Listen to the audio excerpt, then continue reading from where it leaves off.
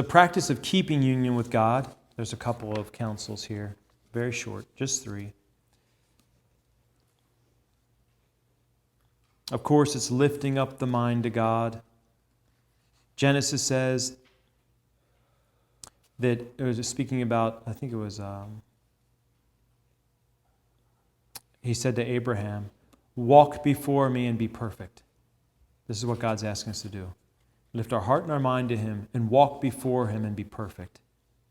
Tobias, all the days of thy life, have God in thy mind.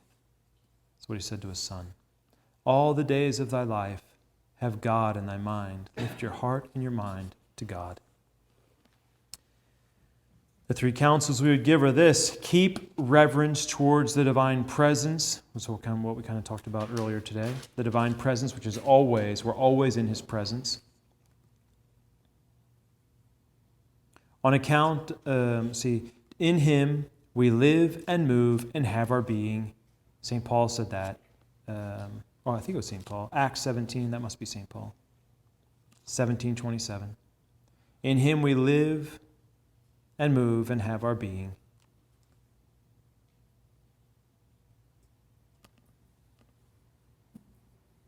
On account of our debt of gratitude, so it behooves you even to have God in mind, thinking over His numberless and immense benefits, something we've already kind of talked about, but these are reasons to keep our union with God because of the great, He's constantly, through His providence, providing for and taking care of us. And because of our extreme need, practice our union through our extreme need. Without me, you can do nothing, our Lord said in St. John.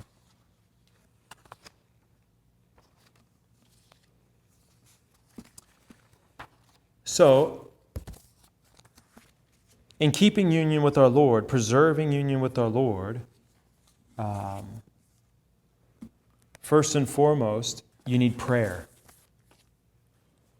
But you can use as you've seen, you can use all the other elements of our life, our day in and our day out, whether you're at work or whether you're driving, or the impatient things that happen to you, the difficulties that you face every day, the interior confusion that comes on you.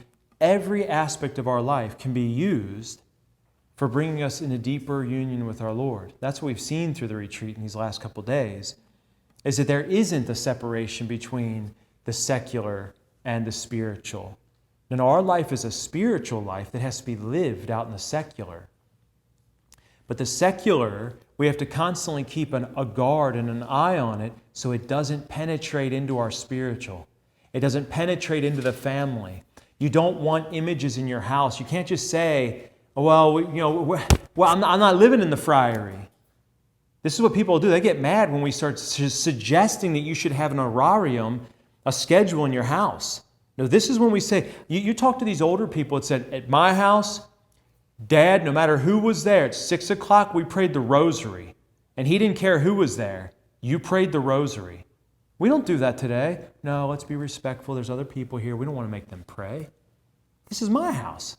And we talk about the fact that the church is the home is a domestic church. But we don't believe that. Nobody believes that. You have people over your house, you drop the thing you just drop it. You don't try to get anybody to pray. You're not going to talk about God. You don't want to offend these people. It's a domestic church. This is our domestic church. And the secular may walk in the door just like they might walk into our church, but you're going to follow our schedule here. Mass starts at 7. The rosary is going to be said. We're going to be doing these different things. This is what happens in our house. People get mad because they say, oh, you're trying to make us like friars. Oh, would that you could be like friars. Would that you could live in such purity and such silence. Whenever we have visitors that come to the friary, they weep before, not always, but they'll weep before they leave. These are young men weeping. There was one guy, the stocky guy from Texas, and he's in the car, and he's trying not to cry because he had to go back into the world. They'll almost always email me after and be like, I miss it, and I feel like I don't fit in. It's like, man, you were with us only a week. We have to strive to keep the secular out. We have to really try to promote and live this and sanctify this spiritual man so he's present constantly. He's present in what we do in the world. He's present in what we do at our home. There is no division within us. There can't be any more division. We need to go out and give our good example. We got to do our work, and we got to be hope. But you need that time to recoup. That's why the house should become an actual church. Have your altars there. The fireplace is a good one, because you already got a little shelf there and everything. But it's the center focal point of the house should be not the TV, but an altar.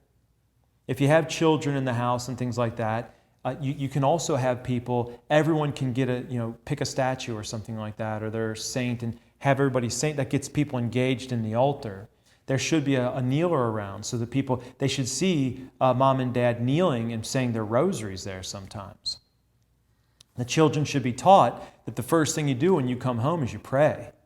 They should also be taught before you do anything in the house, you pray. In the friary, I never talk to anybody unless we say a Hail Mary first. You don't walk into my cell. Well, I have a little office cell. You don't walk in here and just start talking to me. I mean, they might come in and ask me questions and stuff like that, and then we're in the work period. You have your exchanges. But if they want to come and speak to me, or we're going to shut the door and talk for a few minutes, we stop, we stand up, we say a Hail Mary, we call on Our Lady, maybe Holy Father St. Francis, then we sit down and pray. Then we sit down and talk. And then when we're done talking, we stand back up and we give thanks to God, and then He leaves. Right? We should be saying Hail Marys all through the whole day and together. Our whole day has to be sanctified. Why not? But be careful with letting the secular come in. That is, just talking and doing whatever and going here and doing this and let's go out to eat. Oh, let's stop and get this. And hey, let's keep feeding our faces. Hey, let's watch this over here. Hey, let's go over there. I'm going to call so-and-so. There should be structure to the life. But what you can do is, at least when you're home, is develop these holy habits. You need holy habits at home. You don't when you go into the world, it's secular. But you don't have to bring it back home. You've got to learn how to be holy in your domestic church. Don't just say these words, because they're stupid when you say them. If you have no domestic church and you just like to say it, it sounds stupid, right? If you actually have a domestic church because you're living that way, that's very beautiful. We need to actually live these things and not just have these key words that make us sound like we're living some kind of holy life when we're just living out in the world and doing holy things every once in a while. There's a big difference. Especially if you still have children at home, there's a lot you can do. The structure is always good for the kids. It's always good. If you have boys, and when I work with kids, the reason I don't have behavioral problems ever with kids is because I have structure. I have deep structure with what we do. But there's moments, kids have to have moments where you can break the structure and you can give them chaos. Children must have chaos. But adults have to give them controlled chaos.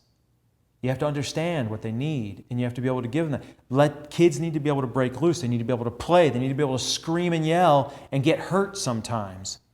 But you got to provide that for them. You got to provide them opportunities to do that kind of stuff. Sounds crazy. Moms hate it when I take their kids out, because the first thing I say is, we need to provide for them an opportunity where it's possible to break their legs. A safe environment where there's still a possibility of getting hurt. Boys have to have that, but I think girls today need to have it too. You can have appropriate things where girls can go out. You don't just sit girls down and say, you're a girl, you got to crochet. We're being traditional here, you've got to crochet. That's what a lot of people do in some of the traditional communities. You have a girls group and the girls have to sit and crochet, and I'm just looking, I'm like, let me take them on a walk. I took these girls on a walk into the cliffs, the gorge where we're at, and with their dads. I thought it'd be weird, just me and their moms, and it's like, I'll go with your dads. You bring it. So these girls, they're like I hate to use the mundane, but you picture that movie with those elves in it, what was that movie, the Lord of the Rings? These girls, we have to cross these creeks, and these girls, they're just the sweetest girls in the whole world. They're just like across these creeks, right? It's almost like they're walking on the water, but they have no problems in the forest whatsoever. They never do. They're like mountain goats. But then, the dad's back there thinking, one of the dads, he's got his stick and everything. He's just like, yeah, we got to take care of these girls. Whoa, whoa, whoa. And he falls in. We're on the other side. All the girls are there with me. They're like slamming into me because I'm not walking fast enough. And we stop and we're waiting on the men to try to get across the water. And all the girls are sitting there watching. And they see Dad just like start in slow motion, start like wavering. And then he just in slow motion falls right into the water. Instead of trying to reach out and help Dad, everybody just laughs at him, right? It's just like, so this is the girls. But the girls need to get out and do this kind of stuff. They had their dresses on. They were dressed appropriately, but they got to go out and we played on cliffs and we were walking through creeks and doing all this kind of stuff. This is appropriate stuff, I think, to do in a good setting with a bunch of girls and their dads. It was a beautiful thing to go do. But there has to be time. It has to be age appropriate. We have to think about, anyways, give them good structure, but provide for the fact of they're not adults, they're kids. The job of a kid is to play. So.